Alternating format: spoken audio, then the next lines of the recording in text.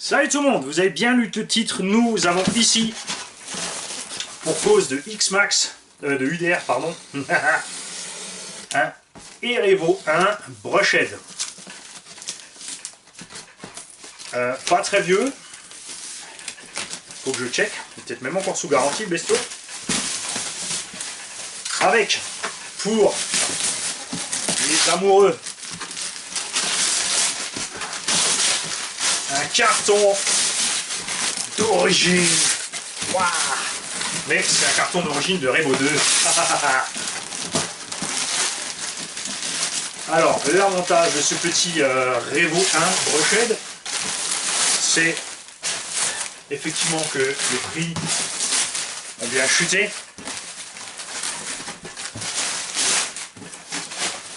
Il y a les carans télescopiques. On avait sur ce Erevo 1 pas de problème avec les biellettes qui s'arrachent puisqu'on avait plus de débattement grâce au cardan télescopique. Mais l'avantage de cette machine, c'est pour un petit haut. Déjà, il faut savoir.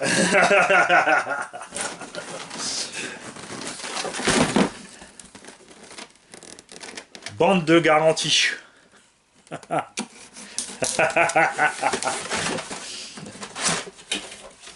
Donc,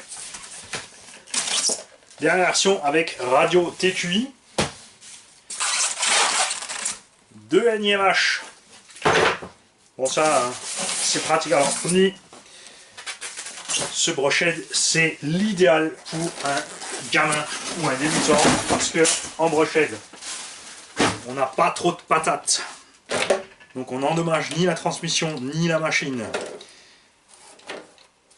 L'engin, comme vous pouvez voir, est en très bon état, c'est la carrosserie d'origine.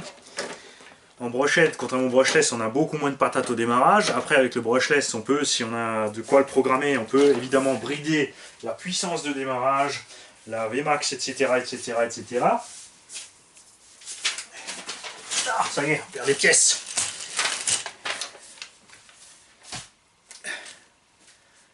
Mais on aura toujours le souci évidemment d'avoir beaucoup plus de force sur le brushless que sur le Brushhead.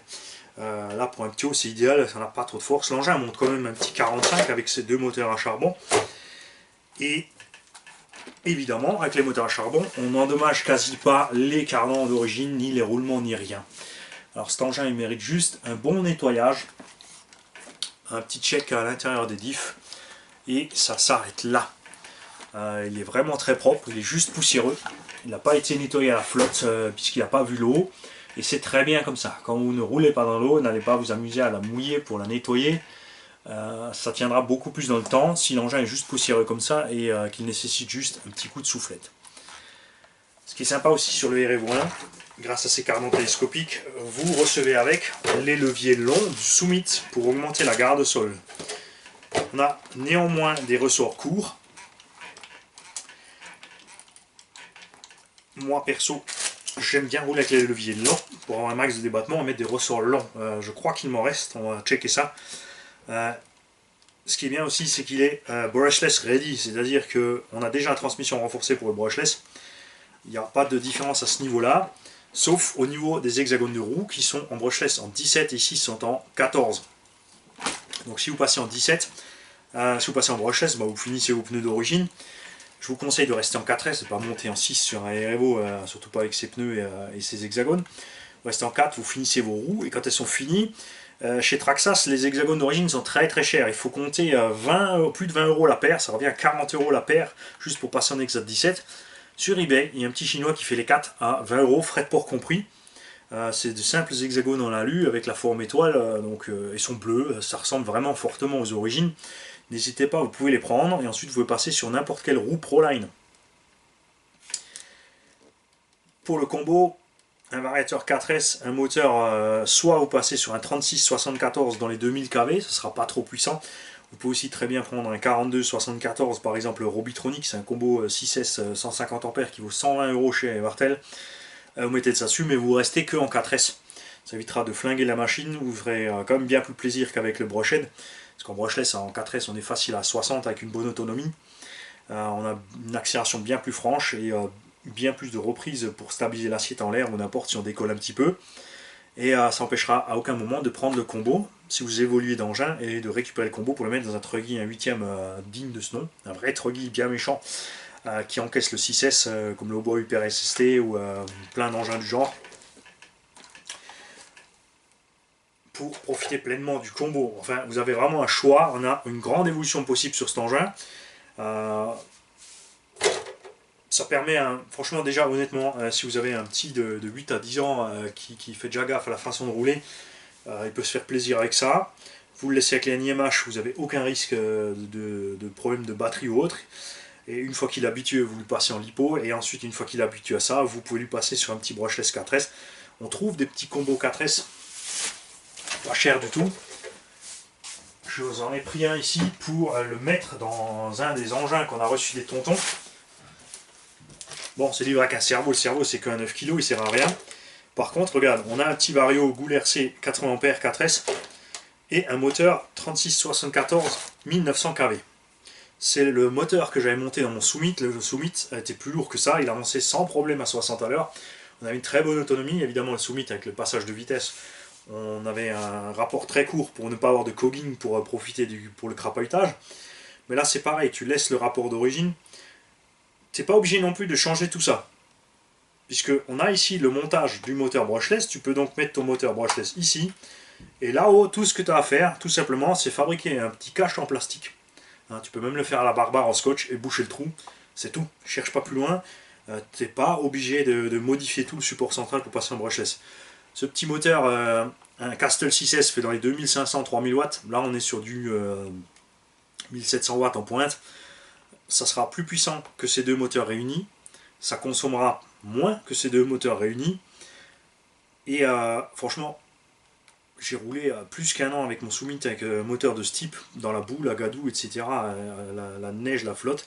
J'ai eu aucun souci. C'est pas des moteurs de super qualité. Un moteur comme ça à poil, ça vaut 25 euros. Le variateur, il vaut dans les 20-25 euros. Ou même 35 euros. Donc là, on a un combo complet avec le cerveau pour 60 euros. Pour passer sur un petit truc pas cher pour faire évoluer cet engin. Donc rester sur les Exact 14. Moi, je dis que c'est pile poil ce qu'il faut. Pour pas être trop violent et débuter cool. Rien ne t'empêche non plus après, c'est pas possible sur la radio, si, je crois que c'est possible sur la radio Traxxas de programmer le bouton multifonction sur la butée des gaz pour pouvoir réduire par là-bas. Il faut que je check ça. On va le faire tout de suite. Faut pas que je vous dise de bêtises. J'ai ici le petit papier magique. Là, il y en a certains qui vont faire un arrêt sur image, qui vont faire un copier-coller écran pour récupérer ces données. C'est l'arbre de programmation du petit bouton de la radio Traxxas. Donc le bouton multiple fonction peut être réglé sur l'expo de la direction, sur l'expo des gaz, sur le dual rate de la direction, ce pourcentage de frein, sur le trim des gaz et sur rien. Donc on ne peut pas brider la puissance par là. Par contre, on pourrait l'utiliser par exemple pour la sensibilité sur l'expo des gaz. Donc le mettre au négatif, ce qui veut dire que même si tu appuies sec au départ, il part mou et il accélérera que à la fin. Ça peut être quelque chose d'intéressant pour un Ptio. Une fois qu'il a passé le stade du brushed, tu peux le passer en brushless avec l'expo. Au fur et à mesure, diminuer l'expo. Comme ça, plus il s'améliore et plus tu peux lui augmenter les performances de sa machine. Alors, Jimmy, il nous dit merci pour le UDR. The New RC Garage 34. Donc bienvenue à toi RC Garage 34. Alors, Erevo avec tous les accessoires d'origine sauf les ressorts longs qui manquent. Bah, les ressorts longs, je crois qu'ils n'étaient même pas fournis dans le kit, d'ailleurs, de toute façon. En bonus, un variateur XLS, donc XL5, donc l'ancien Vario, puisque ça c'est un EVX2 encore, effectivement. Donc ici on a un... Ah, excellent. Ah, ça c'est le chargeur. On a un chargeur en plus. Avec ici les Atomi. Mani, il n'est pas concentré aujourd'hui. C'est parce que je veux déballer le carton qui vient après. Il y a le EZ Peak Plus pour charger les lipos qui sont fournis avec. On a donc ici un engin complet avec chargeur et batterie. Tiens. Attends, je vais te sortir tout ça. Effectivement, les accessoires d'origine fermés dans leur sachet. Les clips de carrosserie, les petites pièces options, les rotules, etc., etc. le pignon rapide, la pointe d'huile, tout ça c'était fourni dans le Erebo 1. On recevait tout ça vraiment dans le carton. C'est vrai que sur les nouveaux engins, tu ne reçois plus autant d'affaires avec. Ce serait bien, moi j'aimerais bien que les constructeurs se remettent à nous mettre des fois un petit supplément de pièces. La facture d'origine, cet engin nous vient de chez RC Passion. Il date, accrochez-vous bien, 05-2018. Ce machin est sous pleine garantie. Il y a un total de facture ici de 606 €. Contactez-moi si vous voulez l'acheter parce que le prix, vous allez voir, franchement, chapeau. Ça vaut largement le coup. On a encore les stickers d'origine que moi je vais mettre parce que ça le fait. La notice d'origine. Donc en plus, un Vario XL5, ancien Vario de mon Summit Passer brushless, et une couronne de 68. Ça aussi, ça vient normalement du Summit, la couronne de 68. Ah, il est planqué là, je l'avais même pas vu. Lui. Mani, il a du caca dans les œufs. Voilà. On a ici un autre VX2, puisque les deux s'appellent XL5 ou c'est comment? Donc à voir lequel est le plus récent. Normalement c'est celui-ci, donc celui-ci, et c'est écrit dessus. Ouais. Les deux ont la détection de coupure LiPo. Alors on va parler vite fait de ce Vario, parce qu'il y a un point important à connaître à ce sujet de ce Vario. Vous avez deux sorties moteurs, deux entrées batterie, et c'est là qu'est le gros piège de ce moteur. Je vais t'expliquer pourquoi.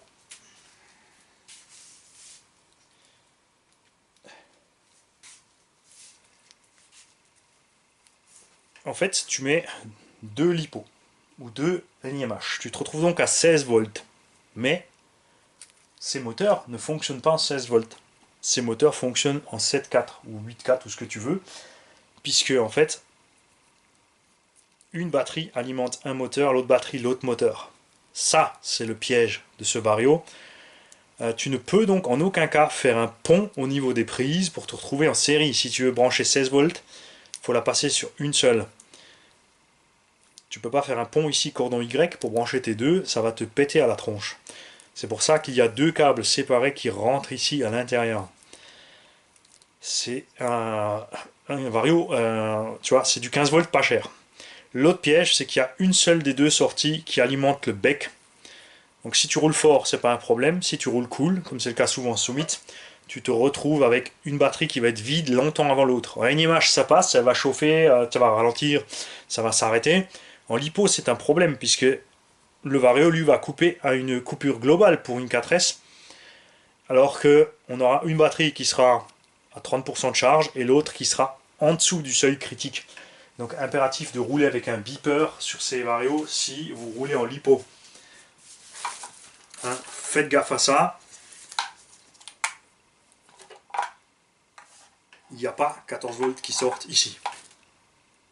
Et pour être sûr, il faudrait même que je le mesure pour pas que je vous dise de conneries.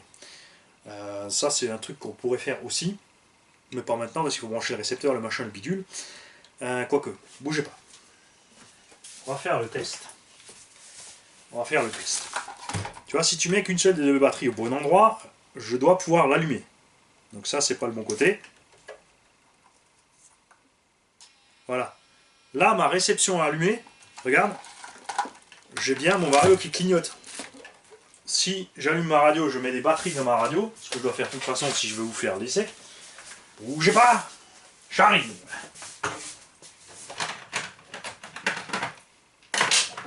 Je suis là les mecs, hein, vous en faites pas, je vous abandonne pas.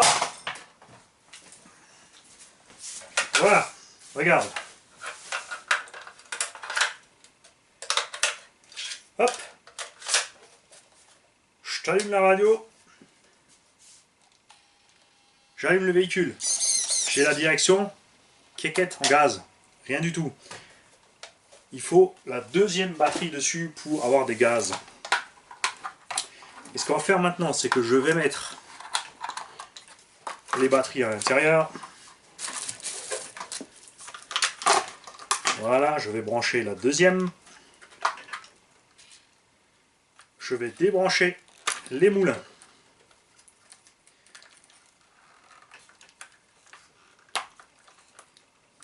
Je vais sortir mon multimètre. J'avais jamais mesuré puisque moi ça m'intéressait pas, puisque je me sers pas de ces varios. Je passe toujours en brushless. Voltage. Hop. Et là, regarde. Je te mets ça sur le moins, ça sur le plus. Je vais prendre la radio et je vais accélérer. Si j'ai un contact, évidemment. Viens par là, toi. Est-ce que je vais réussir à tout tenir en même temps?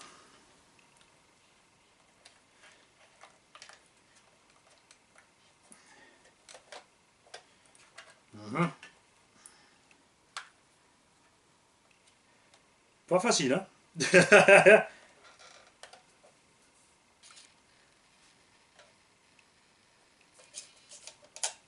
Ah, les batteries sont trop faibles. Dommage.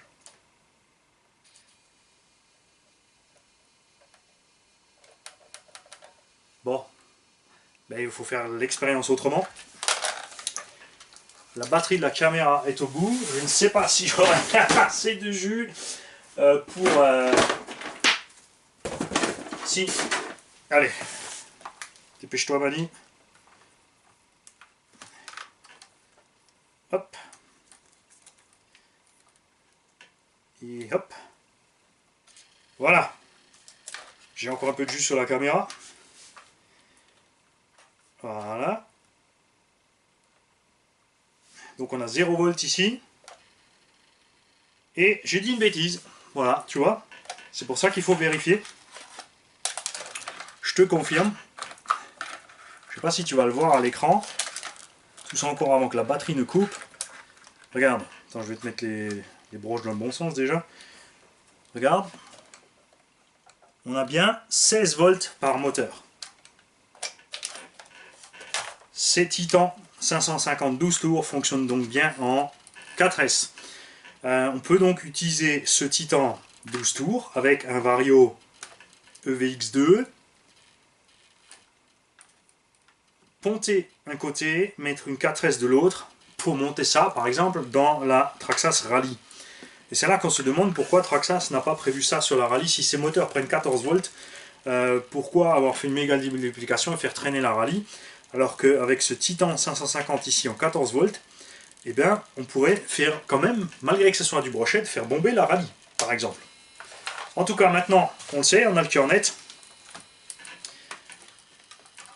Vous voyez, on en apprend tous les jours. On est loin de savoir tout. J'étais quasi sûr que ça ne sortait que 7,2 par moteur, puisque j'avais fait tourner un de ces moteurs en 11 volts dans un autre engin, il a fumé. Mais en fait, c'était pas parce qu'il a fumé, c'était tout simplement parce que je tirais très certainement trop long. Je vous souhaite donc à tous une belle journée, très chers abonnés. Si quelqu'un est intéressé par ce Erevo, il sera livré avec batterie et chargeur, rebranché évidemment. Si vous le voulez dans l'état, vous le prenez dans l'état. Bon, je vous rassure, hein, franchement, à part un nettoyage, il n'y a rien à faire, c'est clair. Et si vous voulez qu'on y jette un coup d'œil pour la révision, on y jettera un coup d'œil pour la révision, mais on n'a rien. Le machin, il a même pas un an. On va dire qu'il va arriver à ces un an. Il n'y a pas de jeu dans les roulements, les pneus sont comme neufs. Je pense pas que ce machin ait fait plus de 20 packs au total. Franchement, on est même plutôt près des 10 que des 20 packs. On a une ou deux petites vis qui ont des petites traces de rouille. Ça, c'est Traxxas, c'est fatal.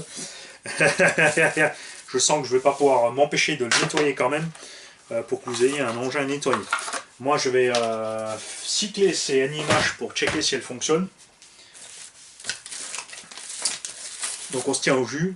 rcgarage68@gmail.com comme d'hab. Et peut-être vous arriverez trop tard, puisque c'est peut-être celui-là que je vais garder pour le cornichon.